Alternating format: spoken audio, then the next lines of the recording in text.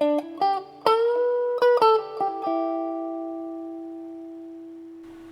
and welcome back to the next segment in our Guitar 101 Introduction to Beginner Guitar course. This is going to be a rather short lesson just on the basis that I will introduce you to fingerpicking style, but if you really want to pursue it, I would say go to somebody else. Because I can do it, I'm okay, I'm on the low level of proficiency, I can hack out a few songs in fingerstyle, and first we're going to just discuss the different ways that fingerstyle is applied to the guitar, the different genres, and so forth. I'll give you a little bit of a taste of it, but again, fingerstyle is not my preferred method. As I've already discussed in the prior video, picks are personally my preferred method.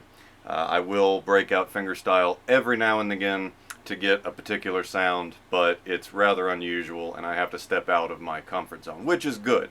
It's good to step out and try to, further your musical horizons and so forth, but I will be honest and tell you I am not great at fingerstyle. I can hack out a few songs, but I'm not great at it. So if you're really interested in fingerstyle, there are plenty of resources out there that you can find that will give you more in-depth lessons. This is just a very brief overview of what fingerstyle is and how it is applied to the different styles of guitar. In each of these videos, I like to show you the guitar that I am performing on for that video, and this is a Silvertone 1303 reissue, a U2 1303 reissue. This is based off of a 1960s design. This is what I discovered after getting into it. I have an open box review if you're more interested in this guitar. I discovered it was an old stock, sold as new, but old stock in terms of still came in the package, and it's a really wonderful guitar.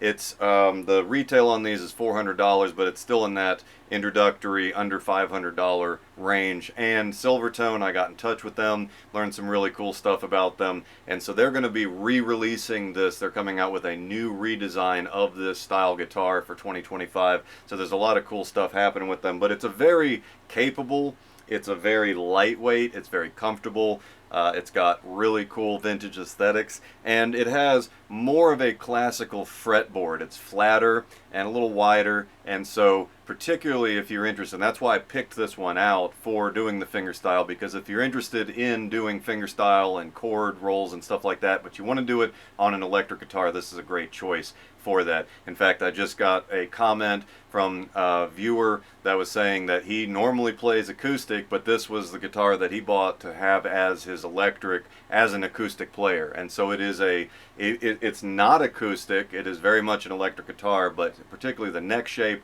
the way that it feels to play, similar to acoustics. And so acoustic players, people that are more inclined towards rhythm work and finger picking and that sort of thing, would really enjoy this guitar, I think.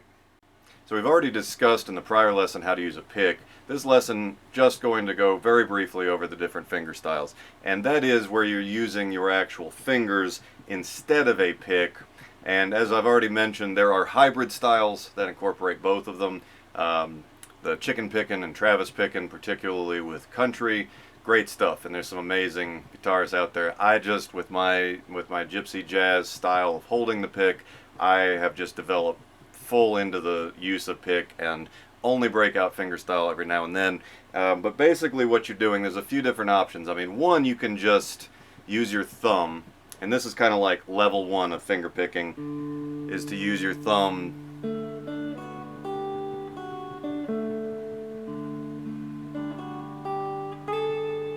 where you're just striking the notes instead of using a pick.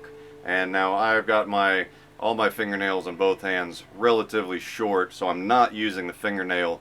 A lot of finger picking folks will very carefully craft their fingernails so they get exactly the right amount that they want for their style. Again, this is not a primary style for me.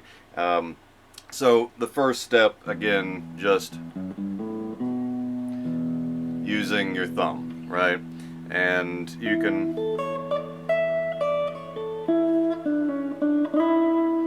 hear the tone of using your thumb, especially not using your nail but just the pad. It's going to be softer, and so this accommodates itself well to softer music, jazz music, and so forth.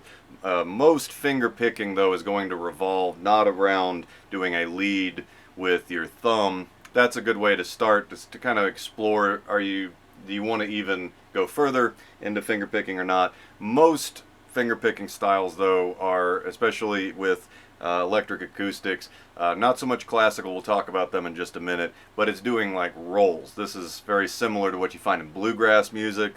Again, I spent about a decade with banjo as my primary instrument. I was not a bluegrass player though, so I could hack out some rolls, but I was a clawhammer player, which is a very different style. It's more percussive, you're striking and slapping. It's a different style. It's a very different play style on banjo than bluegrass. The bluegrass,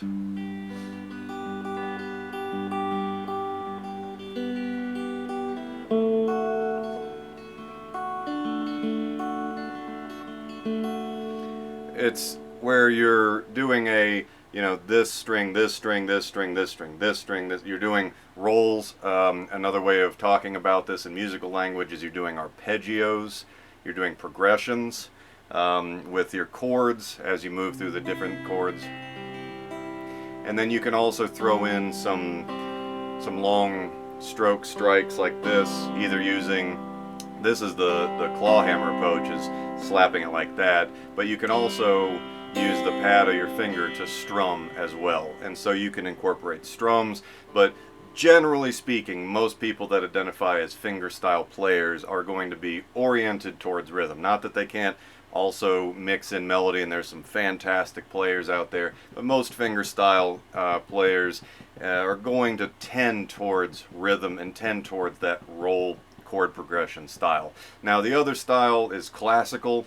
This also lends itself to flamenco and Spanish guitar and that sort of thing. And classical often involves pinching two strings together to strike different chord shapes.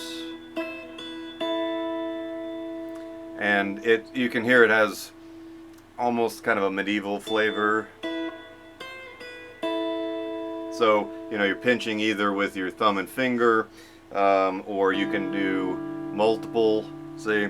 And so, and there are arpeggio rolls in there as well, but the style tends to be where you have more of a pronounced note, and you're drawing a chord shape, and then you